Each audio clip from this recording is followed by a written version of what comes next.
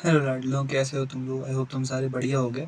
तो हमने पिछले लेक्चर में अपर कोर्स देखा था, river as a agent land form के बारे में। आज हम लोग मिडिल कोर्स से शुरू कर रहे हैं। तो मिडिल कोर्स में मैंने तुमको बताया था कि मिडिल कोर्स में जब आ जाती है रिवर, तो उसका इरोजनल प्लस डिपोजिशनल वो दोनों काम कर रही होती है। ठीक है, तो इसमें वो हॉरिजॉन्टल और वर्टिकल इरोजन डिपोजिशन दो चल रहा होता है। तो इसमें हम लोग कुछ लैंड फॉर्म्स देखते हैं कि मिडिल कोर्स में आकर के क्या क्या लैंड फॉर्म्स बनाती है रिवर। तो सबसे पहला इसमें हम लोग देखते हैं क्या है, एलुवेल। एलुवियल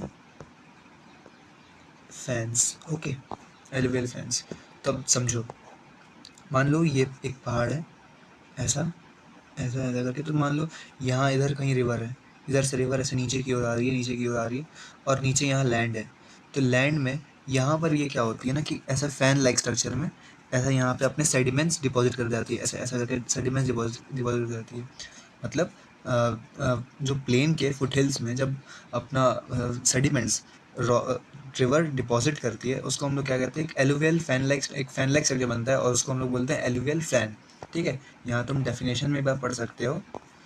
ये मैं तुम्हें लैंडफॉर्म के बारे में बता रहा हूँ कि जब डिपॉजिट ऑफ सेडिमेंट्स होता है कहाँ पे, फुटहिल ऑफ प्लेन्स में। ठीक है, अकॉर्डिंग टू साइज, साइज के अकॉर्डिंग होता है। पहले छोटा छोटा करके ऐसे जब जब जगह बड़ा होता है तो डिपॉजिशन भी बड़ा होने लगता है। ठीक है, तो फैन लाइक स्ट्रक्चर बनता है, तो उसको हम लोग क्या कहते हैं, एलुवियल फैंस कहते हैं। ठीक, ये एक हमारा लैंडफॉर्म हो गया। नेक्स्ट हम लोग देखते हैं लीवीज एंड फ्लड प्लेन्स के बारे में। ठीक है, लीवीज एंड फ्लड प्लेन्स, ये अपना सेकंड इरोजनल डिपोजनल फीचर होगा। ये इरोजनल नहीं, ये इसको हम कहेंगे हम लोग डिपोजनल फीचर। यहाँ पे भी क्या कर रही थी, यहाँ पे भी डिपॉजिट कर रही थी। यहाँ पे देखो, मान लो ये ऐसे रिवर है, ये ऐसे रिवर यहाँ बह रही है, ऐसे ऐसे करके यहाँ पे रिवर बह रही है, यहाँ पे इरोजन हुआ हुआ है, यहाँ पे पानी जमा है। तो अपने बैंक्स के पास जब रिवर सेडिमेंट्स डिपॉजिट करती है अपने बैंक्स के पास, ठीक है, ऐसे डिपॉजिट किया, तो जहाँ यहाँ बैंक्स के नज़दीक में उसने अपने सेडिमेंट्स डिपॉजिट किए, वो हो जाती है लीवीज। एंड अपने बैंक से थोड़े दूर, अपने दूर पे जाके करें, तो उसको कहते हैं फ्लड प्लेन्स। मतलब तुम समझ सकते हो, फ्लड प्लेन्स मतलब फ्लड आया उसके दूर पे, पानी के दूर पे कहीं सेडिमेंट छोड़ा, फ्लड प्लेन्स है ना। मतलब अपने बैंक से जहाँ दूर जाकर के सेडिमेंट डिपॉजिट कर रही है उसको कहते हैं लोग फ्लड प्लेन्स। लेकिन अपने बैंक पर ही जो डिपॉजिट कर रही है सेडिमेंट, उसको कहते हैं हम लोग लीवीज। ठीक है, यहाँ भी तुम पढ़ सकते हो। कहाँ गया नोट्स, यहाँ deposition of sediments on it's bank है ना। सेडिमेंट्स नियर बैंक उसको कहेंगे हम लोग लीवीज। ठीक है, और सेडिमेंट्स नियर प्लेन्स, प्लेन्स मतलब बैंक के दूर प्लेन्स में आके उसको कहेंगे क्या, फ्लड प्लेन्स। ठीक, अब तीसरा, ये थोड़ा इंपॉर्टेंट बन जाता है तुम लोगों के लिए। तो थर्ड हम लोग क्या देखते हैं, मिएंडर्स। मिएंडर्स, मिएंडरिंग कभी सुने हो तुम लोग? मान लो जब भी तुमने कभी बचपन में ड्राइंग बनाई होगी, तो मान लो ऐसा तुम लोग घर कुछ ऐसा पहाड़ बनाते हो, पहाड़ सनराइज बनाते हो, ठीक है, तो इससे कभी जब रिवर निकलती थी, रिवर तुम लोग कभी ऐसा रिवर बनाए हो? हमेशा तुम लोग रिवर बनाते हो कि इस तरह से, है ना, इस तरह से रिवर बनाते होगे। तो यही ये जो प्रोसेस हो रहा है ना, इसको ही हम लोग मिएंडरिंग कहते हैं। इसको ही हम लोग क्या कहते हैं, मिएंडरिंग।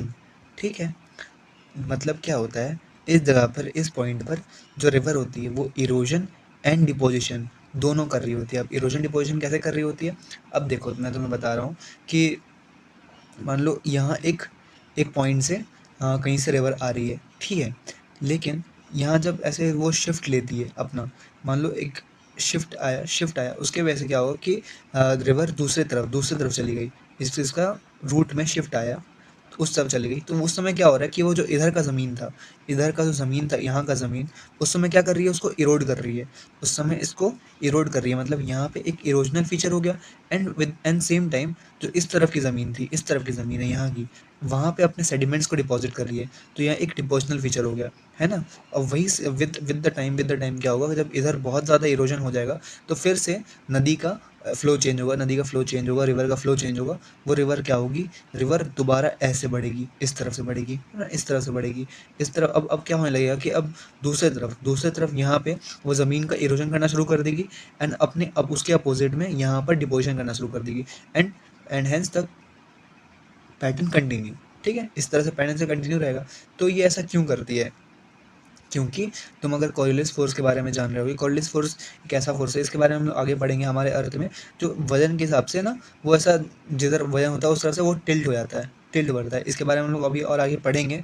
ये मैंने बहुत तुमको शॉर्ट बता दिया है, तुम्हें समझ भी नहीं आया होगा, लेकिन इसके बारे में मैं पूरी वीडियो लाऊंगा, वो तुम देखना, तुम्हें बिल्कुल अच्छे से समझ में आ जाएगा। तो तुम समझ जाओ कि ये क्यों क्यों हो रहा है, ठीक है। तो इसमें हमने क्या देखा कि मिएंडर, जब रिवर मिएंडरिंग कर रही होती है तो उस समय वो एक इरोजनल प्लस डिपोजिशनल दोनों फीचर लेके चलती है, ठीक है। और यही यही इरोजनल और डिपोजिशनल फीचर के कारण ये जो उसका शेप बनता है वो एक मिएंडरिंग शेप का बनता है, मिएंडर शेप का बनता है, ठीक है, मिएंडर शेप का बनता है। और इस पर कुछ कुछ नाम देख लो, जैसे कि मान लो ये ऐसे रिवर ऐसे चल रही होगी, ऐसे रिवर होगी, फिर क्या हुआ, प्रेशर चेंज हुआ, कोरियोलिस फोर्स लगा, कोरियोलिस फोर्स लगा तो पहले ऐसे आकर के रिवर ऐसे हो गई, ऐसे हो गई, फिर विद द टाइम वो चेंज हुआ तो फिर ऐसे हो गई, है ना, फिर ऐसे हो गई, फिर चेंज हुआ, फिर ऐसे हो गई। तो इस तरह से फोर्स के वजह से वो अपना साइज, अपना लोकेशन चेंज कर रही है एंड इरोजनल डिपोजिशनल भी पीछे कर रही है। तो देखो, जहाँ पे ये इरोजन कर रही होती है, जहाँ पे इरोजन कर रही होती है उसको हम लोग बोलते हैं क्लिफ ऑफ बैंक, ठीक है। और जहाँ पे वो डिपोजन कर रही होती है, डिपोजिशन कर रही होती है, वहाँ हम लोग लिखते हैं स्लिप ऑफ बैंक, ठीक है। समझ में आ रहा होगा तुम्हें, जहाँ पे इरोजन है उसको लिखते हैं हम लोग क्लिप ऑफ बैंक, जहाँ पे डिपोजन कर रहे होते हैं वहाँ पे लिखते हैं स्लिप ऑफ बैंक, ठीक है। ये फिर देखो एक ऐसा होता है कि ऐसे मान लो ये मेंटेन कर रही है, मेंटेन कर रही है, यहाँ यहाँ पे सॉइल्स, यहाँ पे सॉइल्स होते हैं सब, तो इस जगह को हम लोग क्या कहेंगे, पॉइंट बार्स, पॉइंट बार्स, ठीक है, पॉइंट बार्स कहेंगे। अब इसमें एक और चीज़ बचता है यहाँ पे, मान लो जैसे कि मान लो तुम ऐसे मिएंडरिंग हो रही है रिवर की, मिएंडरिंग हो रही है, मिएंडरिंग, कभी कभी ये मिएंडरिंग ना इतनी ज़्यादा हो जाती है, इतनी ज़्यादा हो जाती है कि ये मिएंडरिंग करते करते, ऐसे करते करते, एक करते करते ये ऐसे एक एक कट आ जाता है, ये कट आ जाता है, तो ये पोर्शन अलग हो जाता है और उसके बाद फिर रिवर अपना उसको छोड़ के ऐसा चलने लगती है, ऐसे चलने लगती है, सीधा उसका डायरेक्शन ही चेंज हो जाता है, ठीक है। तो ये जो एरिया कट हो गया है, ये जो एरिया कट हो गया है, इसको हम लोग क्या कहेंगे, इसको कहते हैं ऑक्स बो लेक, ऑक्सबो लेक, इस जगह को हम लोग कहते हैं ऑक्सबो लेक, ठीक है। मतलब कि जो रिवर है एक उससे नया रिवर फॉर्म, एक नया रिवर फॉर्म हो गया, क्यों, क्योंकि एक्सेस मेंडरिंग हो गया उस जगह पे, एक्सेस मेंडरिंग के कारण जो ये वाला जगह है, ये वाला जगह है, ये कट ऑफ हो गया, ये कट आउट हो गया और एक नया रिवर फॉर्म, एक नया रिवर फॉर्म हो गया, ठीक है। इसको हम लोग क्या कहेंगे, रिवर ऑक्सबो लेक, एंड इसका एक और नाम है मॉर्टल लेक, मॉर्टल मतलब मरा हुआ, ठीक है, मॉर्टल लेक। अब इसका हम लोग अगर एग्जाम्पल देख लें तो एग्जाम्पल इसका हो जाते हैं दीपोर भी एग्जाम्पल है इसका, अनसुप्पा लेक एग्जाम्पल, और भी हम लोग, मैं नोट्स में दिखा देता हूँ तुम लोग को और देख लेना। और एक इसी में एक और टॉपिक आता है, एक और लैंड फॉर्म क्रिएट होता है जिसको कहते हैं हम लोग एनरिच्ड, एक सेकंड मैंने स्पेलिंग गलत लिख दी है, wait for a while, entrenched, entrenched meanders, entrenched meanders. अब ये क्या होता है, जैसे मैं तुमको अभी वाटरफॉल्स में हार्ड रॉक सॉफ्ट रॉक का बताया था ना, तो देखो कभी कभी क्या होता है कि मान लो यहाँ पे कोई हार्ड रॉक है, यहाँ कोई सॉफ्ट रॉक रहा होगा एंड यहाँ पे हार्ड रॉक है, ठीक है, एंड रिवर यहाँ से फ्लो कर रही है, एक सेकेंड, हाँ, रिवर यहाँ से फ्लो कर रही है, रिवर फ्लो कर रही है, एंड रिवर फ्लो करते करते क्या होता है कि कभी कभी वो बहुत डीप चली जाती है, बहुत डीप चली जाती है। तो जब वो रिवर बहुत ज़्यादा डीप चली जाती है, सॉफ्ट रॉक और सॉरी हार्ड रॉक, दो हार्ड रॉक के बीच में एक सॉफ्ट रॉक को इरोड करते हुए वो बहुत बहुत डीप चली जाती है, तो उसको हम लोग क्या कहेंगे, एंट्रेंच्ड मिएंडर, ठीक है, उसको ही कहते हैं एंट्रेंच्ड मिएंडर। मतलब दोनों तरफ से रिवर आ रही है, हार्ड रॉक को इरोड नहीं कर सकती, वो सॉफ्ट रॉक को इरोड करते करते बहुत डीप चली गई, बहुत डीप जा करके वो बह रही है, उसको हम लोग कहते हैं एंट्रेंच्ड मिएंडर, ठीक है।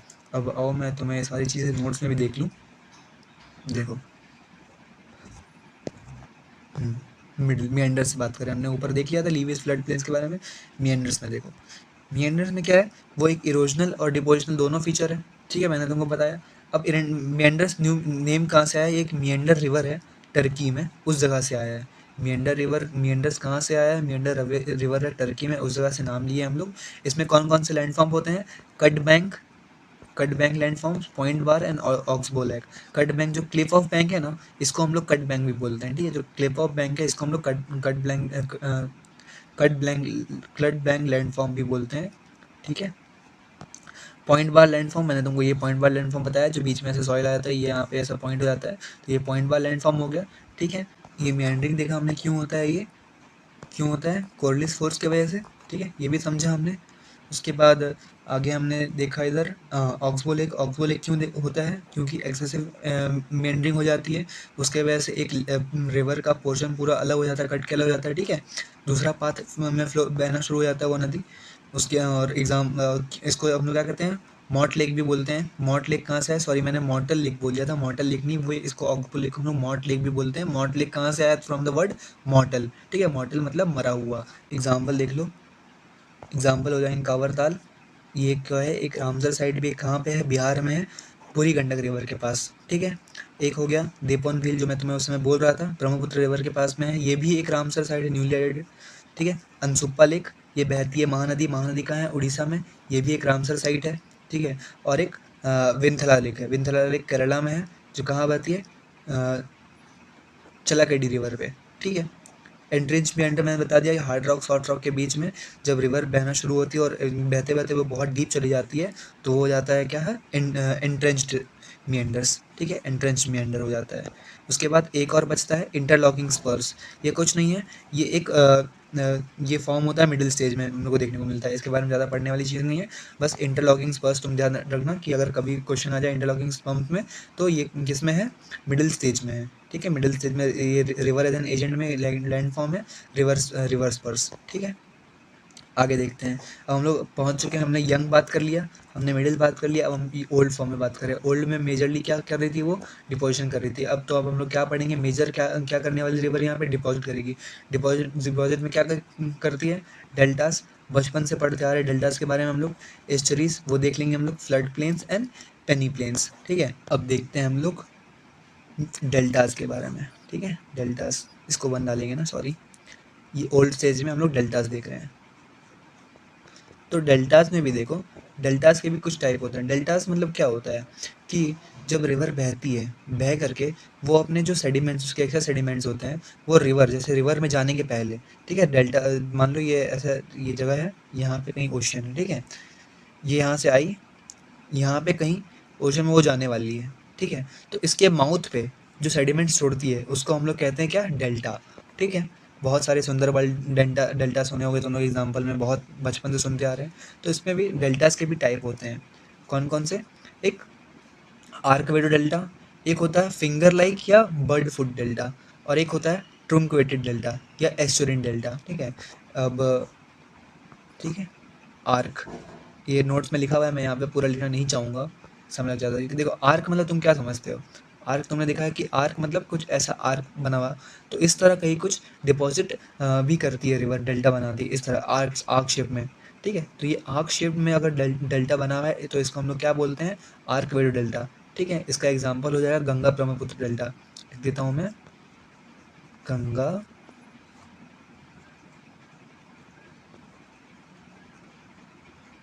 पुत्र डेल्टा, गंगा ब्रह्मपुत्र डेल्टा, ये इसका एग्जाम्पल है। किसका एग्जाम्पल है? आर्कवेटो डेल्टा का, ठीक। सेकंड देखो, सेकंड क्या हो गया?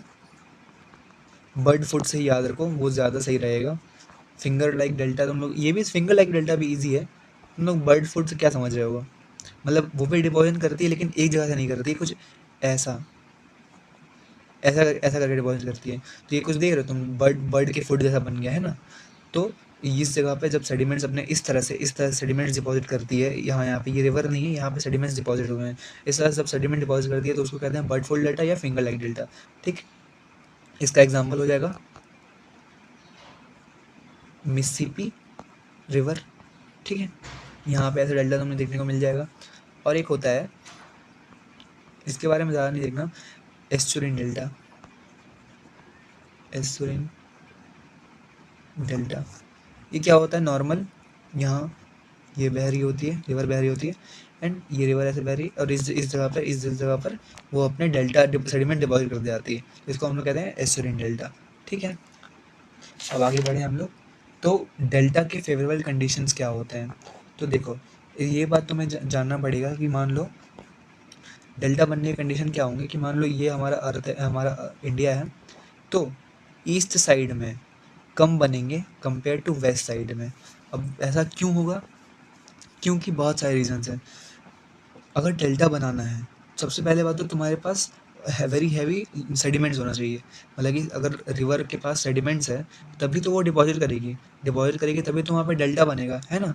तो हम लोग को पता है कि ज़्यादातर जो मेजर रिवर्स होती हैं वो वेस्ट की ओर यहाँ पे फ्लो करके यहाँ पे वेस्ट में डिपॉजिट होती हैं, है ना, वेस्ट पे आके मिलती हैं, और सॉरी ईस्ट में मिलती हैं, ना कि वेस्ट में। तो हम लोग को इसलिए एक रीज़न तो ये हो जाता है कि हमें वेस्ट में ज़्यादा डेल्टा देखने को मिलता है, ईस्ट में ज़्यादा डेल्टा देखने को मिलता है। आई एम सो सॉरी, ईस्ट में ज़्यादा डेल्टा देखने को मिलता है कंपेयर टू वेस्ट। हम लोग को वेस्ट में क्या देखने को मिलता है? एस्चुरीज देखने को मिलता है, और वेस्ट में हम लोग को डेल्टा देखने को मिलता है। ठीक है, और एक हो जाता है कि जो ईस्ट साइड में रिवर्स बहती हैं, ठीक है, वहाँ पे टाइड्स बहुत कम आती हैं कंपेयर टू वेस्ट साइड में। उस तरह के रिवर में टाइड्स ज़्यादा होती हैं। तो एक कंडीशन होना चाहिए कि जो टाइड्स हैं वो टाइड्स नहीं होना चाहिए उसमें। ठीक है, उसके बाद लार्ज नंबर ऑफ तुम्हारा रिवर कोर्स होना चाहिए, बहुत सारे रिवर्स आने चाहिए। ठीक है, वो सब लिखे हैं, मैं तुमको बता देता हूँ। देखो, फेवरेबल कंडीशन लेके चलो मैं तुम्हें। देखो यहाँ पे कंडीशन क्या क्या बनते हैं।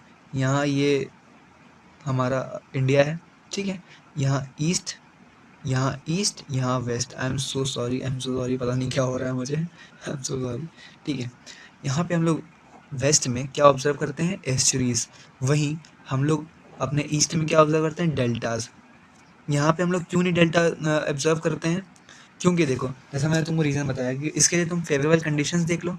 फेवरेबल कंडीशन क्या होता है डेल्टा बनने के लिए? ज़्यादा सेडिमेंट्स होना चाहिए, टाइड्स नहीं होना चाहिए, जो रिवर्स हैं large number of reverse flow होनी चाहिए उस तरफ। ठीक है, कोई स्ट्रॉन्ग करंट, टाइडलेस है तो कोई करंट भी नहीं होनी चाहिए, टाइड करंट मतलब तेज करंट होनी नहीं चाहिए।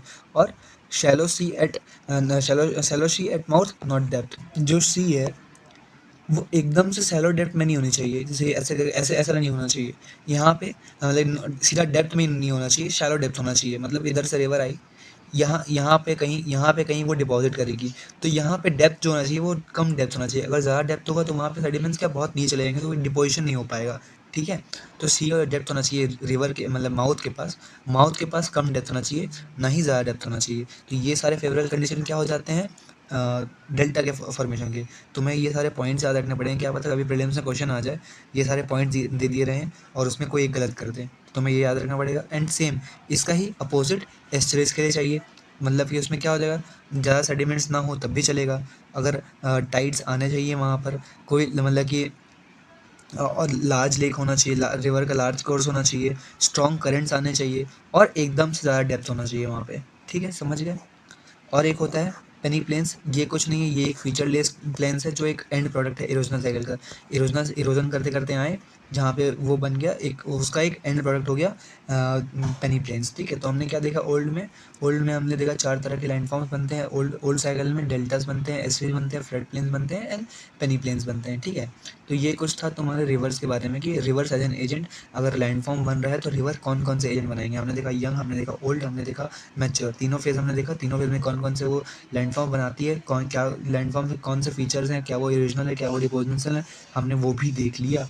तो ये 2 पार्ट में मैंने बनाया था। अब नेक्स्ट पार्ट में हम कुछ रिवर के इंपॉर्टेंट टर्मिनोलॉजीज देख लेंगे और इस तरह से हम लोग रिवर ख़त्म करेंगे। उसके बाद हम लोग दूसरा सी वेव शुरू करेंगे। ठीक है, मिलते हैं नेक्स्ट लेक्चर।